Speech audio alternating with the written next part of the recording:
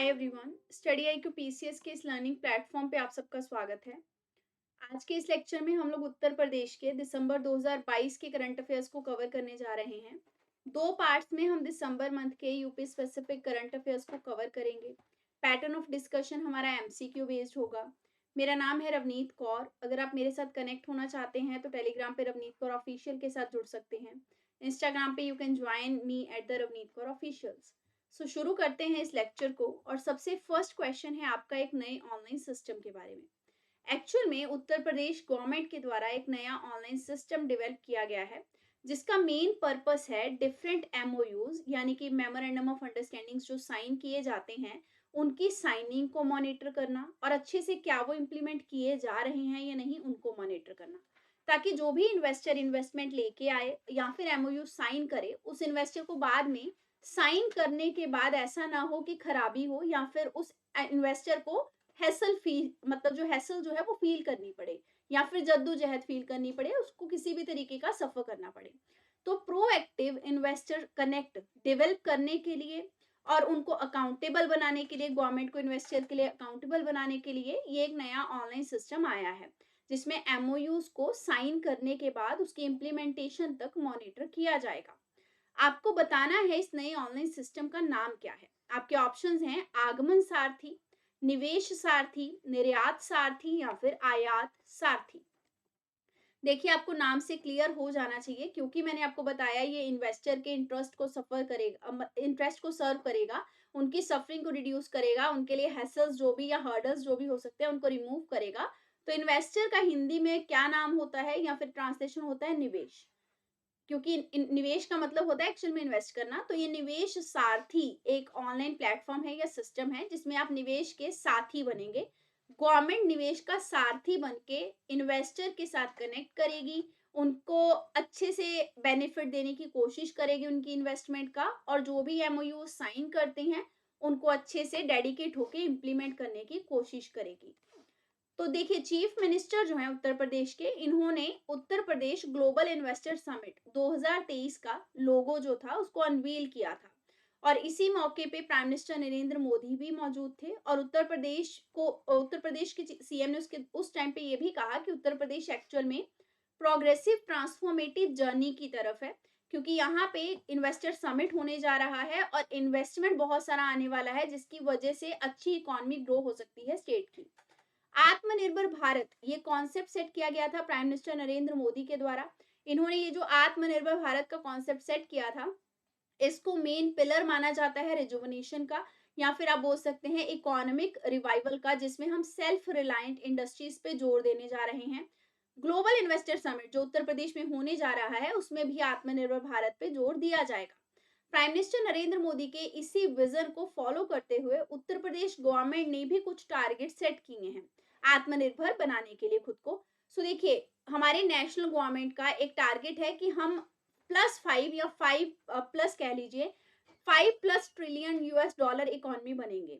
इसी तरीके से उत्तर प्रदेश गवर्नमेंट ने टारगेट सेट किया है कि जल्द ही ये 1 ट्रिलियन प्लस इकोनॉमी जो है वो खुद को डेवलप करेंगे। उत्तर प्रदेश गवर्नमेंट जो है इसी चीज को आगे रखने के लिए, इसी चीज पे आगे बढ़ने के लिए ग्लोबल इन्वेस्टर समिट ऑर्गेनाइज करवा रही है। ग्लोबल इन्वेस्टर समिट जो है वो उत्तर प्रदेश में लखनऊ में आयोजित होगा, ये आपको ध्यान रखना है। ये आयोजित होगा फरवरी 2023 में 10 से लेकर 12 फरवरी के बीच में।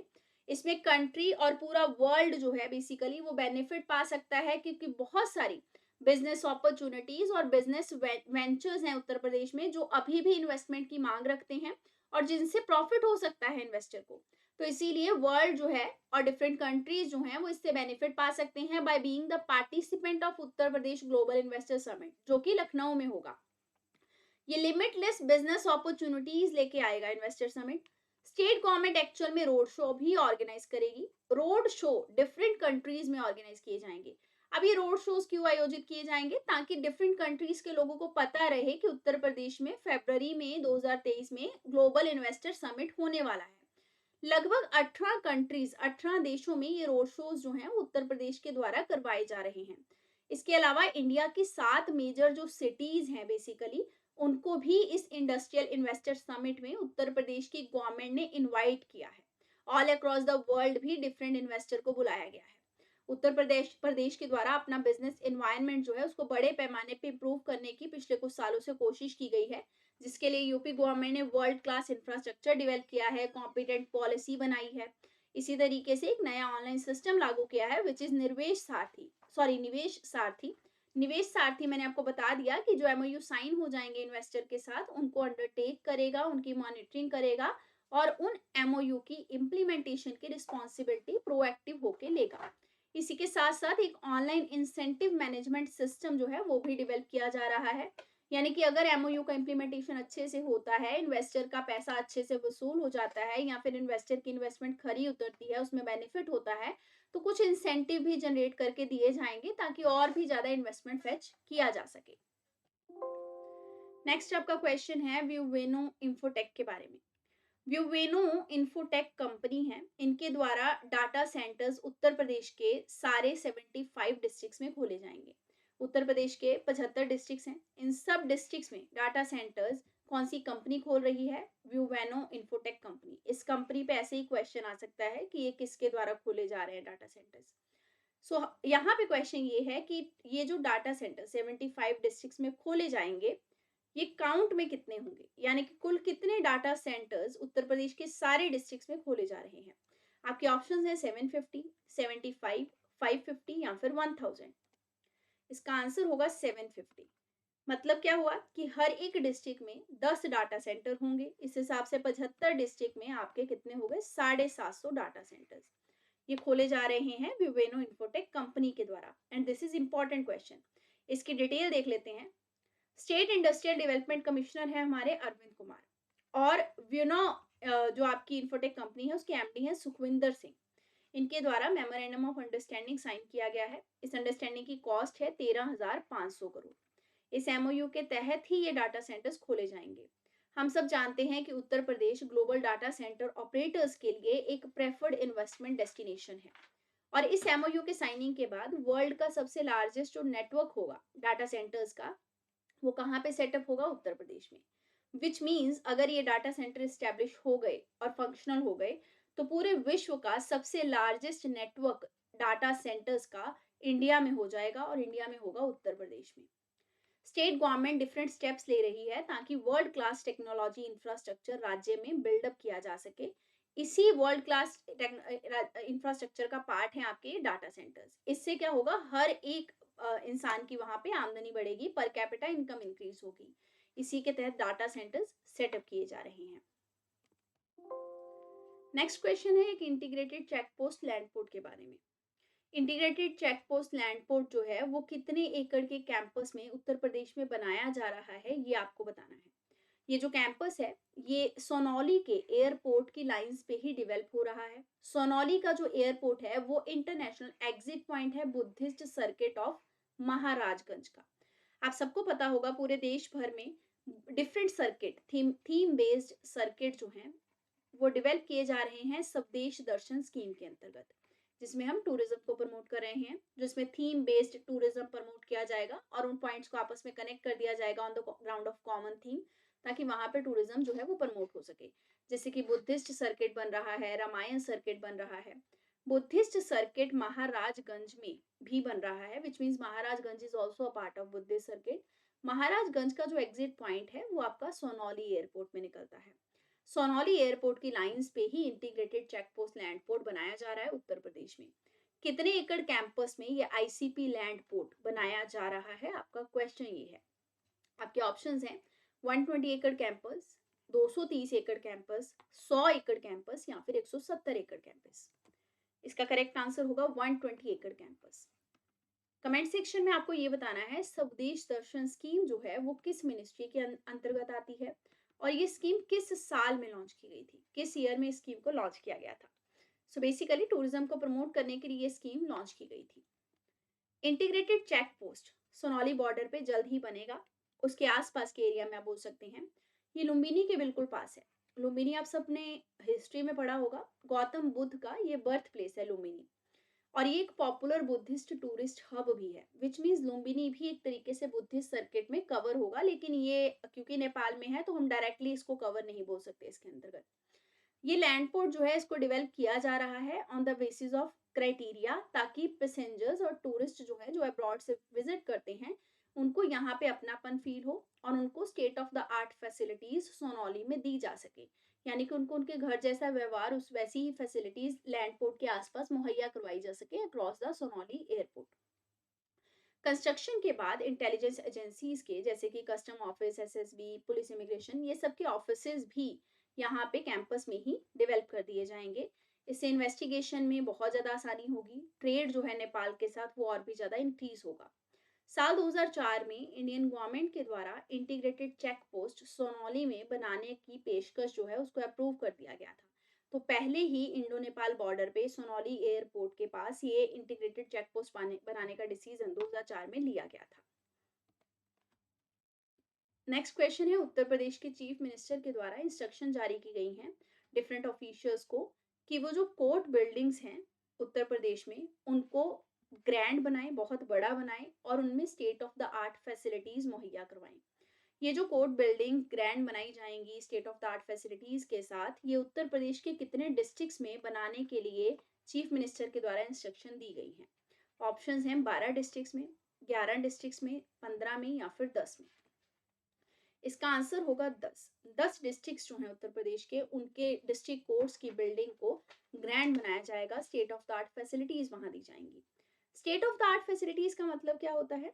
स्टेट यानी कि राज्य की, या फिर यहाँ पे स्टेट का मतलब है इंडिजिनस।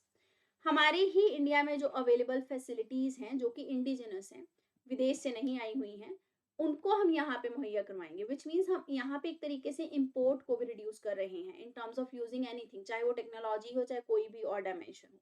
तो state of the art facility focus करता है इंडिजिनस क्राइटेरिया पे। ऑफिसर को इंस्ट्रक्ट करते हुए चीफ मिनिस्टर के द्वारा ये कहा गया कि इन बिल्डिंग का जो डिजाइन है बेसिकली वो सुंदर होना चाहिए। सुंदरता के साथ साथ वर्टिकल शेप में होना चाहिए। वर्टिकल शेप में क्यों होना चाहिए? क्योंकि हॉरिजॉन्टल शेप में ये बिल्डिंग ज्यादा लैंड कवर करेगी, वर्टिकल में ये कम लैंड कवर करेगी, तो ये लैंड का यूज कहीं और हो जाएगा जो बचा हुआ है। ठीक है, सो वर्टिकल शेप में ये बनाई जाएंगी। इसके अलावा इनकी मैन्युफैक्चरिंग किस तरीके से की जाएगी कि आने वाले 25 से 30 साल तक बिल्कुल भी यहाँ पे रेनोवेशन की जरूरत ना पड़े। चीफ मिनिस्टर के द्वारा कहा गया कि 10 डिस्ट्रिक्ट्स हैं, वहाँ की जो न्यू कोर्ट बिल्डिंग्स हैं उनको इस तरीके से बनाया जाएगा। वहाँ पे रेजिडेंशियल कॉलोनीज बनेंगी जो जजेस के लिए, जुडिशियल ऑफिसर्स के लिए, वो भी इसी तरीके से बनेंगी। सारे कोर्ट्स और रजिस्ट्रार ऑफिस जो हैं उनको ई ऑफिस में कन्वर्ट कर दिया जाएगा। विच मीन्स यहाँ पे ई गवर्नेंस का यूज हो रहा है ताकि हम ट्रांसपेरेंसी इंप्रूव कर सकें। चीफ मिनिस्टर के द्वारा ऑफिशियल्स को ये भी कहा गया कि कोई भी अच्छा सिस्टम अगर डेवलप हो रहा है मार्केट में, उसको हम हर एक कोर्ट बिल्डिंग में लेके आने की कोशिश करेंगे। इवन किसी भी कंट्री के डिफरेंट कोर्ट्स में अगर कुछ अच्छा प्रोसेस या सिस्टम है उसको यूपी फॉलो करेगा। जैसे कि महाराष्ट्र, कर्नाटका, गुजरात, मध्य प्रदेश, यहाँ की कोर्ट बिल्डिंग्स जो हैं वो बहुत बढ़िया तरीके से बनी हुई हैं। सो यहाँ की कोर्ट बिल्डिंग्स के मॉडल को यूपी गवर्नमेंट जो है वो फॉलो करेगी। This is also important question. अब आते हैं अगले क्वेश्चन पे। उत्तर प्रदेश गवर्नमेंट जो है वो लखपति महिला कार्यक्रम स्टार्ट करने जा रही है। सबसे पहले अगर आपसे क्वेश्चन पूछ लिया जाए कि लखपति महिला कार्यक्रम किस स्टेट गवर्नमेंट का है, तो ये यूपी गवर्नमेंट का है। ये आपका आंसर होगा। इसका मेन पर्पस क्या है कि जो वुमेन है स्टेट की, उनको और भी ज्यादा फाइनेंशियली कैपेबल बनाना। आपको ये बताना है कि लखपति महिला कार्यक्रम के अंतर्गत कितने लाख वुमेन को कवर किया जाएगा और उनको फाइनेंशियली कैपेबल बनाया जाएगा। किस तरीके से कैपेबल? कि उनको हम मिलियनियर की कैटेगरी में लेके जाएंगे और पहले 3 साल में ये चीज की जाएगी। Which means target is set for the 3 years। 3 साल में कितने लाख महिलाओं को लखपति महिला कार्यक्रम के अधीन हम लोग मिलियनियर बनाने की कोशिश करेंगे? आपके ऑप्शंस हैं 12 लाख महिलाएं, 10 लाख, 18 लाख या फिर 15 लाख। इसका आंसर हो जाएगा आपका 12। 12 लाख महिलाओं को करोड़पति बनाया जाएगा अंडर दिस लखपति महिला कार्यक्रम।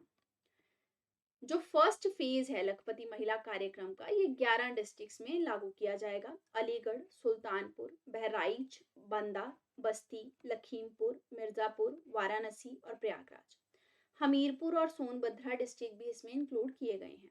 इन डिस्ट्रिक्ट्स में जो सेल्फ हेल्प ग्रुप्स होते हैं वुमेन के, उनको बेसिकली आइडेंटिफाई किया जाएगा। उन सेल्फ हेल्प ग्रुप को आइडेंटिफाई किया जाएगा जिनमें पोटेंशियल है वुमेन को लखपति बनाने का और फाइनेंशियली एम्पावर करने का। एक कैंपेन कंडक्ट होगा, उस कैंपेन के तहत सेल्फ हेल्प ग्रुप को आइडेंटिफाई किया जाएगा फेज्ड मैनर में। कुछ एफर्ट्स यहाँ पे पुट किए जाएंगे जिसमें हम लोग एनुअल इनकम जो है वहाँ की महिलाओं की उनको इंक्रीज करने की कोशिश करेंगे with the help of different schemes. इसके अलावा ट्रेनिंग भी दी जाएगी महिलाओं को उन्हीं गवर्नमेंट स्कीम्स के अंतर्गत, ताकि हम उनकी ट्रेनिंग अलग अलग अलग डोमेन्स में, नॉन ट्रेडिशनल मेथड्स में या नॉन ट्रेडिशनल आप बोल सकते हैं ऑक्यूपेशंस में करवा सके और उनको स्किल प्रोवाइड कर सके। नेक्स्ट क्वेश्चन है खेलो इंडिया नेशनल यूनिवर्सिटी गेम्स के बारे में। खेलो इंडिया नेशनल यूनिवर्सिटी गेम्स जो हैं वो अप्रैल 2023 में हेल्ड की जाएंगी। हमारे देश में अप्रैल 2023 में ये जो गेम्स हैं ये किस जगह पे, किस स्टेट में या यूनियन टेरिटरी में हेल्ड होंगी? आपके ऑप्शंस हैं बिहार में, उत्तर प्रदेश में, न्यू दिल्ली में या फिर हरियाणा में। इसका आंसर होगा उत्तर प्रदेश में खेलो इंडिया नेशनल यूनिवर्सिटी गेम्स जो है साल 2023 के उनका आयोजन किया जाएगा। खेलो इंडिया जो नेशनल यूनिवर्सिटी गेम्स हैं ये बेसिकली इंडिया के डिफरेंट यंगस्टर्स को स्पोर्ट्स में रुचि पैदा करने के लिए चलाई गई हैं और इसके तहत हम इंटरनेशनल लेवल पे डिफरेंट खिलाड़ियों को तैयार करके इंडिया का नाम ऊंचा कर सकते हैं, प्राउड मोमेंट लेके आ सकते हैं इंडिया के लिए और डिफरेंट मेडल्स जीत सकते हैं। नेशनल यूनिवर्सिटी गेम्स अब होंगी उत्तर प्रदेश में, तो उत्तर प्रदेश के कितने शहरों में होंगी अगर पूछा जाए? 4 शहरों में। ये 4 सिटीज में उत्तर प्रदेश के कराई जाएंगी, लखनऊ, गोरखपुर, वाराणसी और नोएडा। 20 स्पोर्ट्स कॉम्पिटिशन्स जैसे कि रोइंग हो गया, बास्केटबॉल हो गया, जूडो, कबड्डी, रेसलिंग, स्विमिंग, इन सब को ऑर्गेनाइज किया जाएगा, डिफरेंट गेम्स को। तो 20 स्पोर्ट कॉम्पिटिशन्स होंगे यहाँ पे। 4500 एथलीट पार्टिसिपेट करेंगे। 150 यूनिवर्सिटीज हैं जो कि इसमें पार्टिसिपेट करेंगी। अंडर 26 प्लेयर्स होंगे जो यहाँ पार्टिसिपेट करेंगे, मतलब उन प्लेयर्स की जो एज है वो 26 से नीचे होनी चाहिए। विमेन के लिए भी फोकस किया गया है, स्पेशल फोकस के लिए विमेन गेम्स रखी गई हैं। कबड्डी, जूडो, फेंसिंग ये सब नोएडा में ऑर्गेनाइज की जाएंगी। स्पोर्ट्स कंपटीशन भी होंगे, रेसलिंग से रिलेटेड, मलखंभ से रिलेटेड, योगा से रिलेटेड। ये कहाँ होंगे? ये गोरखपुर में और लखनऊ में होंगे। बाकी कुछ कॉम्पिटिशन्स कैपिटल लखनऊ में भी कंडक्ट करवाए जाएंगे। सबसे पहला एडिशन जो था ना यूनिवर्सिटी गेम्स का वो ओडिशा में हुआ था साल 2020 में। This is very important. Second addition in games का हुआ था आपका कर्नाटका में और 20 इवेंट्स उस टाइम पे कर्नाटका में कंडक्ट हुए थे। उस टाइम पे 4500 प्लेयर्स ही थे, लेकिन यूनिवर्सिटीज ज्यादा थी। 190 यूनिवर्सिटीज ने उस टाइम पे पार्टिसिपेट किया था। और अब इस बार की 2023 में जो गेम्स होने वाली हैं वो आपकी होने वाली हैं कहाँ पे? लखनऊ, गोरखपुर, वाराणसी और नोएडा में। कमेंट सेक्शन में आप बताएंगे 2022 की गेम्स कहाँ हुई थी, क्या ये हुई थी या नहीं हुई थी, ये आपको कमेंट सेक्शन में बताना है। नेक्स्ट क्वेश्चन है, उत्तर प्रदेश के चीफ मिनिस्टर योगी आदित्यनाथ जी के द्वारा अनाउंसमेंट किया गया है कि एक बड़ा कन्वेंशन सेंटर स्टेट में जल्द ही डेवलप होगा। तो ये जो लार्ज कन्वेंशन सेंटर है ये किस जगह में स्टेट में डेवलप किया जाएगा, ये आपको बताना है। आपके ऑप्शंस हैं गोरखपुर में, लखनऊ में, मेरठ में या आगरा में। इसका आंसर होगा गोरखपुर में इस सेंटर को बेसिकली डेवलप किया जाएगा। इस कन्वेंशन सेंटर की कैपेसिटी जो है बेसिकली वो रुद्राक्ष कन्वेंशन सेंटर से ज्यादा होगी। रुद्राक्ष कन्वेंशन सेंटर वाराणसी में है। ये वाराणसी का जो रुद्राक्ष कन्वेंशन सेंटर है इसमें 1200 लोग एक टाइम पे बैठ सकते हैं। तो ये जो गोरखपुर वाला है इसकी कैपेसिटी इससे ज्यादा है। गोरखपुर में ऐसा convention centre state of the art facilities के साथ बनाया जाएगा। State of the art facilities मैं आपको बता चुकी हूँ क्या होती हैं। इसमें नेशनल और इंटरनेशनल लेवल पे बड़े बड़े इवेंट्स करवाए जाएंगे। गोरखपुर डेवलपमेंट अथॉरिटी जो है वो ऑलरेडी इसके लिए लैंड जो है उसको सर्च कर रही है। कन्वेंशन सेंटर एक तरीके से हब के तौर पे काम करेगा जिसमें आर्ट को, कल्चर को, ट्रेड को और इंडस्ट्री को प्रमोट किया जाएगा। ये convention centre basically marriage programme के लिए भी दिया जा सकता है। अगर बड़ी शादियां हो रही हैं तो उसके लिए रेंट पे दिया जा सकता है जिससे गवर्नमेंट को अर्निंग होगी। इसी के साथ हमारा ये लेक्चर जो है वो खत्म होता है। पढ़ते रहिए। All the best. Thank you very much.